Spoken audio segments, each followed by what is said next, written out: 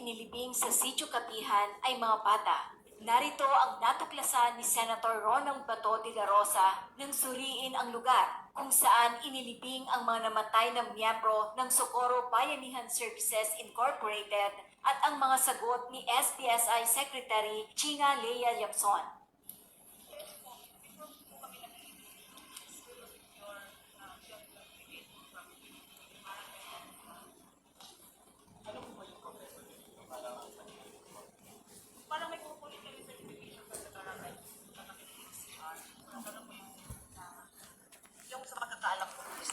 May permit po ba kayo dito para mailibing?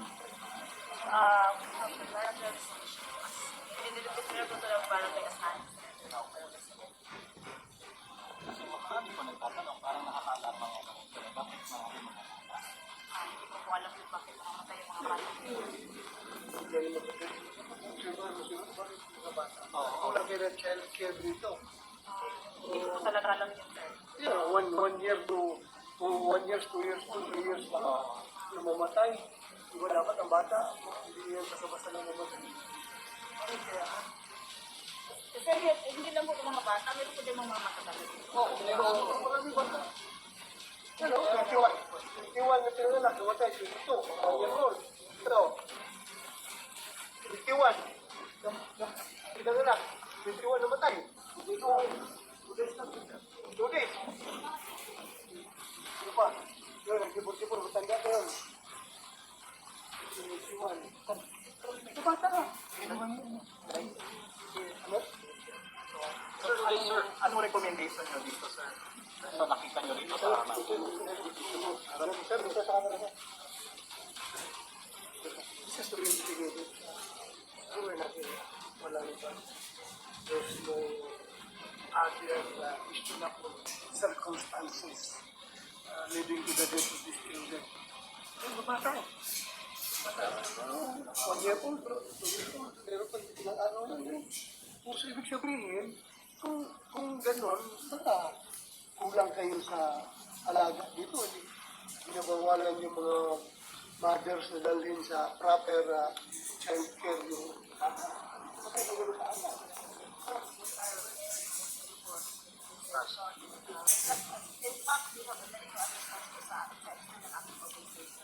Tapos, pinapadala sila sa labas. As far as Davao,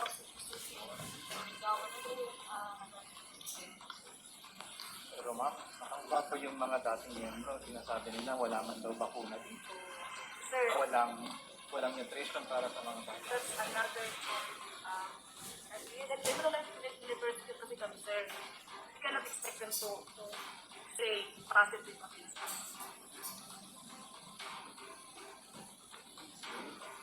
Salamat.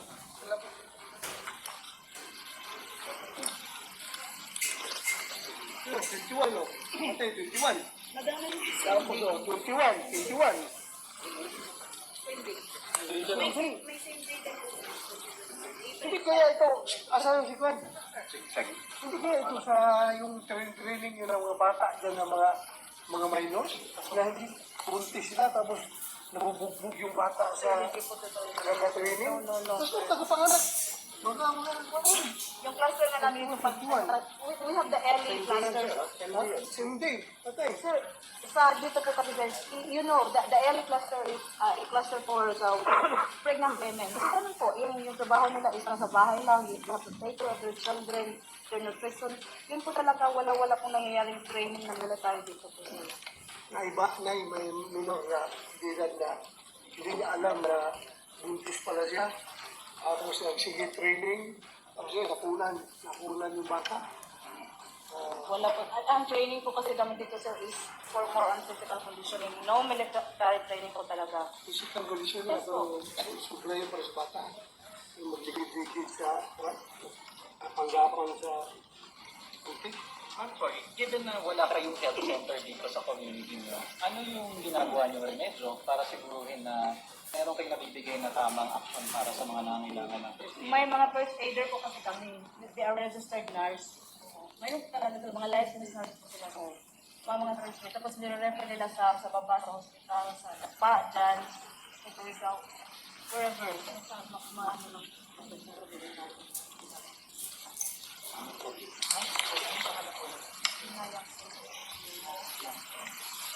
Pero yata or sign, hindi ko alam. Hindi ko, yan po ang alam ko, wala sa radyo. Nami-stress siya. Ito, nagpugos mo ito. Ito, nagpugos Kasi mo wala ito. ko. Rexo, Ito, ginabol. Ang mga kailubungan nito sa mga bata. nakakawin na po. May mga Si karga niya ba? Ano, sa ito, let's go. Wala pa kami ibang cemetery, sir. Nilipat nga daw. Bakit kami Saan nilipat? Saan nilipat? doon sa Pagbanong sa Jandil. malapit sa Nilipat lang ito ngayon. Bago lang. mali ang date. Mali ang date kasi namatay yung anak ko. Tapos yung anak yung asawa ko, December 14, 2020, namatay siya.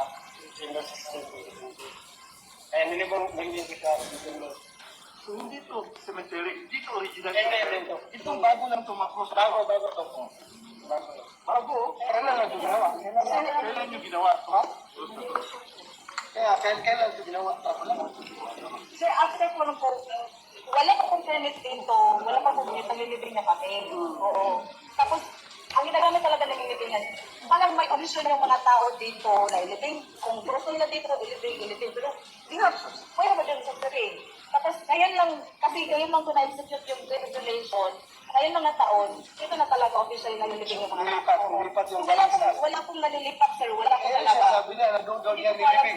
Doon niya nilibing yung anak niya. Tapos ngayon, nandito na. Ito po is ang isa-isa lang cemetery dito sa Kapihan. Wala pong ibang area. Saan mo nilibing yung anak mo? Sa Pinipugin. Saan po din? yung ano yung parang chip na ay yung ano bang Automatic na doon sa Sir, bakit naman tayo anak mo karoon kanina? kasi yung siya tapos gusto ko siyang kasi yung bata parang nagkakain ng rubi sa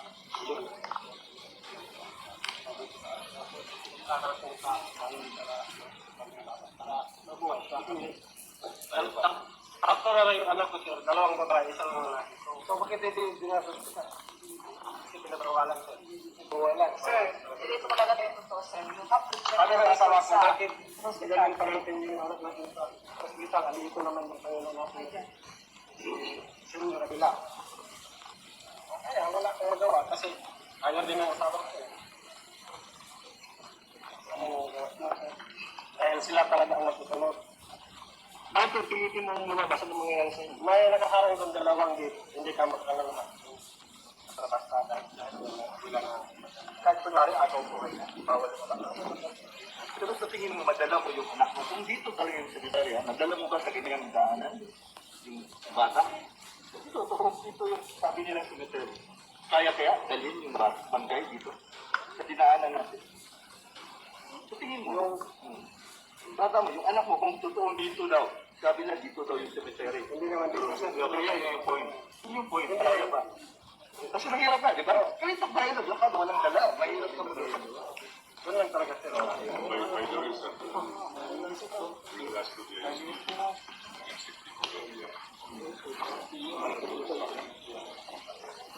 Okay.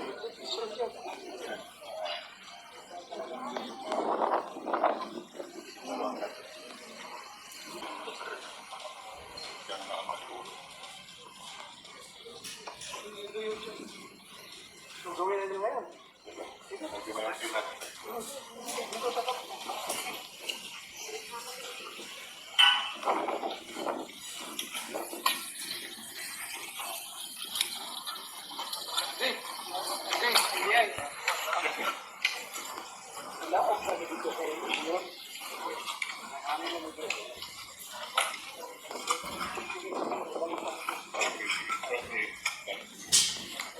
yung sa pagkakaalam ko kung proseso.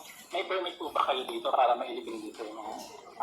We have the barangay resolution po as i-declare po ito ng barangay as annex cemetery o barangay cemetery. Kasi marami po nagtatanong, parang nakakaalam mga anak ko na bakit marami mga bata. Hindi ko po alam kung bakit namamatay yung mga bata po. Baka ma-obserbahan mo siguro, bakit mga bata? Kung lagay ng child care dito. Hindi ko po talaga alam yun, sir. Yeah, 1 year to 1 years, 2 years old, 3 years old. Namamatay. Di ba dapat ang bata, hindi yan basta-basta namamatay? Ano kaya? Kasi hindi lang po ng mga bata, meron po din mga matatanda dito. Marami bata. Yan, 21 na pinanganak, namatay 22. 1 year old. Ito. 21. Kasi hindi lang po ng mga bata, meron po din mga matatanda dito. Marami bata. Yan, 21 na pinanganak, namatay 22. 1 year old. Ito. 21. Pinanganak. 21 namatay. Dito, 2 days na lang ito. 2 days. Ano pa? Buti po, itang natin.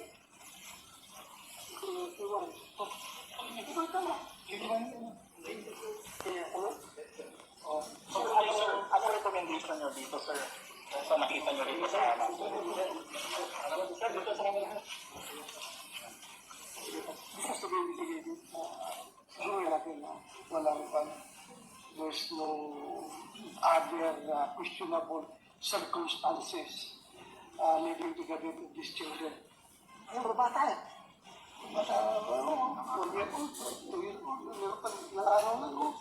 Kung sa ibig sabihin, kung gano'n, baka kurang kayo sa alaga dito. Ginagawalan yung mga mothers na dalhin sa proper child care yung bata. Bakit ang gano'n ka aga? We are very open for hospitalization, medical. But, in fact, we have a medical assistance po sa in-extend ng aming organization. Tapos, pinapadala sila sa labas. Yes, po, sir. As far as Davao, Cebu City, sorry, ganun po yung ng sistema. Pero ma'am, nakaulaw ko yung mga dating miyembro, sinasabi nila wala man daw bakuna dito, Sir, walang nutrition para sa mga bata. that's another story.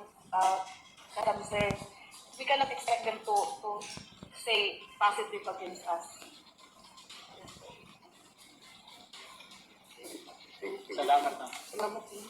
Nagtungo si Senator Ronald Bato de la Rosa ng Committee on Public Order and Dangerous Drugs sa Sitio Kapihan, Socorro, Surigao del Norte, kasama si Governor Lyndon Barbers, mga kinatawan ng Department of Social Welfare and Development or DSWD, Department of Environment and Natural Resources or DENR at maging ang opisina ni na Senator Coco Pimentel at Senator Risa Hontiveros para magsagawa ng inspeksyon kaugnay ng mga di umano'y kaso ng pang-aabuso sa mga minor de edad na miyembro ng Socorro Bayanihan Services Incorporated or SBSI noong Sabado, October 14, 2023. Binisita rin ni Senator Bato de la Rosa ang walang permit na sinasabing simenteryo ng Sitio Kapihan sa loob ng 353 ektaryang protected area kung saan natagpuan ang mahigit 20 libingan ng mga bata. Pinaiimbestigahan niya kung ano ang sanhi ng pagkamatay ng ilang sanggol at paslit na inilibing sa kanilang hindi rehistradong simenteryo. Dahil nagsumbong ang isang tatay kay Senator Bato de la Rosa na hindi daw siya pinayagan umano ni Senior Aguila na pumunta sa ospital nang mag-agaw buhay ang kanyang anak. This needs to be investigated. Siguruhin natin na there's no other questionable circumstances leading to the death of these children. Ang babata 1 year old, 2 years old, meron pang ilang araw lang. So ibig sabihin kung ganon, baka kulang kayo sa alaga dito. Binapawalan ninyo ang mothers na dalhin sa proper child care yung bata. Bakit namatay ng ganon kaaga? Ani Senator Bato de la Rosa. Nagkaroon din ng pagkakataon si Senator Bato na makaharap ang ilan sa mga di umano'y mag-asawang miyembro na karamihan ay hinihinalang ikinasal sila noong sila ay teenager pa lamang. Tila hindi naman kumbinsido si Senator Bato de la Rosa sa mga sagot ng mga miyembro ng SBSI na naninirahan doon. It's like they're hiding something, covering up something because their answers are uniform. You haven't asked yet. They already have a ready answer. You can see that they're prepared. Ani Senator Bato de la Rosa. Inutusan din ni Senator Bato de la Rosa ang National Bureau of Investigation o NBI na imbestigahan ang sanhi ng pagkamatay ng mga bata at iba pang mga bagong aligasyon na lumabas sa ocular inspection. Nagsalita at may mensahe si Senator Ronald Bato de la Rosa sa harap ng mga miyembro ng Socorro Bayanihan Services Incorporated or SBSI Iginiit niya na hindi siya tutol sa SDSI at gusto niyang malaman ang katotohanan sa mga paratang. Kaya kung hindi